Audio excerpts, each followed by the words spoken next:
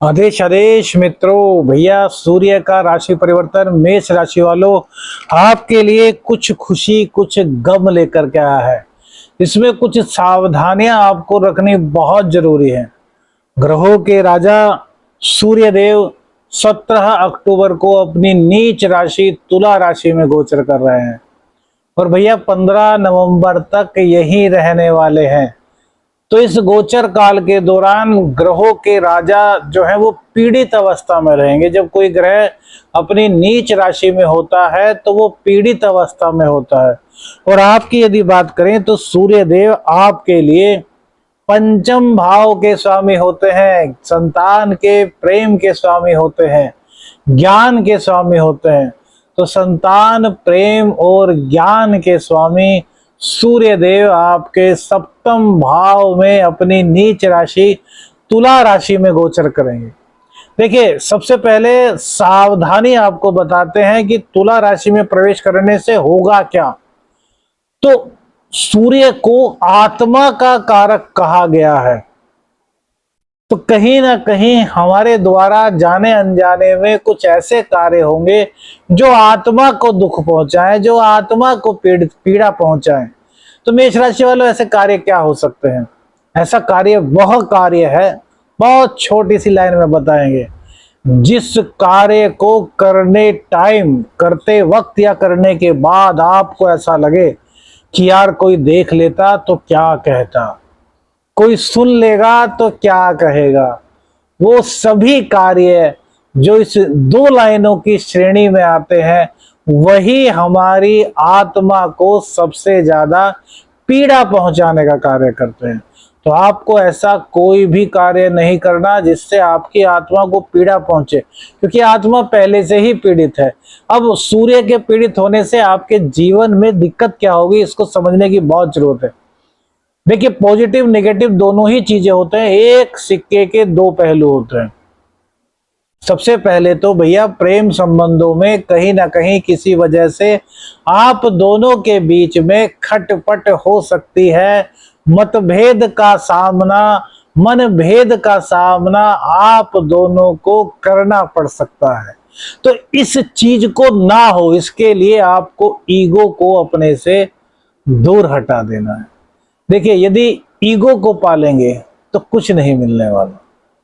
Ego होनी चाहिए, लेकिन वो स्वाभिमान के रूप में होनी चाहिए, अभिमान के रूप में नहीं। स्वाभिमान और अभिमान में महीन सा अंतर है। संतान पक्ष को लेकर के भी इस गोचर काल के दौरान आपकी थोड़ी सी दिक्कतें बढ़ेंगी। संतान का कहना ना मानना, संतान का आपके कहे अनुसार ना चलना, इस तरह की दिक्कतों से आप दो चार रहेंगे। बेफिक्र रहिए, उपाय बताएंगे जिससे सारे दोष दूर होंगे। लेकिन पता चलना चाहिए यार कि दिक्कत आखिर हो क्या सकती है। संतान में दिक्कत क्या, कंसीव करना चाह रहे थे तो इस महीने आशंका है इस गोचर काल के दौरान कि कंसीव ना हो पाए, या हो जाए तो उसमें बाद में थोड़ी सी दिक्कत आ जाए। तो प्रेम, संतान और शिक्षा, शिक्षा में क्या होगा, आपका कंफ्यूजन बढ़ेगा। आपको करनी है एमबीए और आप चले जाएंगे भैया एमएससी करने के लिए, तो यहां पर थोड़ी सी दिक्कतों का सामना आपको करना पड़ सकता है। तो आपको पहले से ही सोचना है कि मेरे को क्या कार्य करना है, कौन सी स्ट्रीम से मेरे को आगे बढ़ना है। अब चाहे कोर्सेज हो, डिप्लोमास हो या फिर कोई भी स्ट्रीम हो, तो पहले आपको अपना मन बनाना है, आपको सोचना है कि यार मेरे को करना क्या है। इस गोचर काल के दौरान अपने पिता का जितना सम्मान करेंगे, पिता की जितनी सेवा करेंगे, पिता का जितना आशीर्वाद आप लोग लेंगे, उतना ही जो दुष्प्रभाव हम बता रहे हैं इस गोचर काल का वो समाप्त होगा भैया। ये बहुत जरूरी बात है। अब सूर्य देव नीच के तुला राशि में जाकर के बैठ गए, तो यहां पर क्या दिक्कतें होंगी, दाम्पत्य जीवन में भी खटपट आपके हो सकती है। तो इस खटपट को दूर कैसे करेंगे, अपने अभिमान को त्याग कर। पति पत्नी के बीच में अभिमान की तो कोई बात ही नहीं होती। दोनों एक सिक्के के दो पहलू हैं, एक गाड़ी के दो पहिए हैं।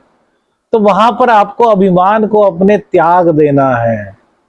पार्टनरशिप में आपका कोई व्यापार था है तो उसमें जो आपके पार्टनर हैं उनका आपको सम्मान करना है। ऐसा नहीं कि यार जो आपने कह दिया, जो आपने थोप दिया उसी चीज को उनको मानना है, ऐसा नहीं होगा। ऐसा करेंगे तो कहीं ना कहीं वाद विवाद की स्थिति इस गोचर काल के दौरान बन जाएगी। सूर्य देव अपनी उच्च राशि मेष राशि को आपके लग्न में देखेंगे तो देखिए कहीं ना कहीं आपकी इस दौरान ख्याति बढ़ेगी। आपको कहीं ना कहीं इस चीज का एहसास होगा कि यार मैं बहुत मेरे अंदर एबिलिटी है लेकिन मैं कर क्यों नहीं पा रहा हूं। नीच के सूर्य हैं लेकिन उच्च की राशि को देखेंगे तो प्रभावित तो होंगे ना। हमने कहा ना एक सिक्के के दो पहलू होते हैं, तो प्रभाव यहां पर होगा। तो आपकी एबिलिटी का दूसरे लोग फायदा उठा सकते हैं। आप अपनी एबिलिटी को नहीं समझ पाएंगे कि आपके अंदर कितनी प्रतिभा है, तो उस प्रतिभा का आपको बिल्कुल भी हनन नहीं होने देना। कोई आपका यूज करे ऐसा आपको नहीं होने देना, क्योंकि आपको पहले से ही हम बता चुके हैं कि भैया ऐसा होने की संभावना इस गोचर काल के दौरान दिखाई दे रही है। तो आपको ऐसे में क्या करना है, आपको अपने ज्ञान को बिना मांगे एक तो किसी को देना नहीं, दूसरी बात आपको अपने लिए सोचना है। और जब आपके पास होगा तो जो जरूरतमंद है आप उनकी सहायता कर सकते हैं। आपके पास तो है नहीं, दूसरों की सहायता करने चलेंगे तो भैया कहां से कुछ मिल पाएगा। तो इस चीज को थोड़ा सा आपको समझना होगा, इस चीज के क्रम को समझ करके आगे बढ़ना होगा। तो इस गोचर काल के दौरान आपको कोई भी दिक्कत नहीं होगी।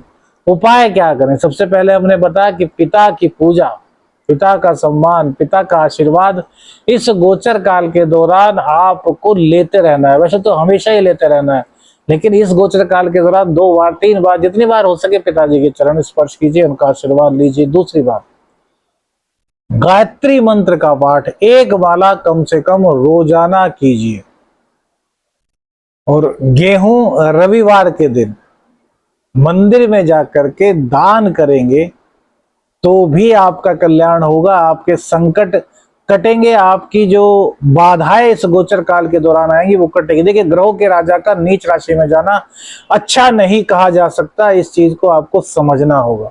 और ग्रहों की स्थिति अच्छी है, वो आपको पॉजिटिव रिजल्ट देंगे, लेकिन सूर्य देव के कारण जो दिक्कत हो सकती है, जो लाभ हो सकता है, वो हमने आपको बता दिया है।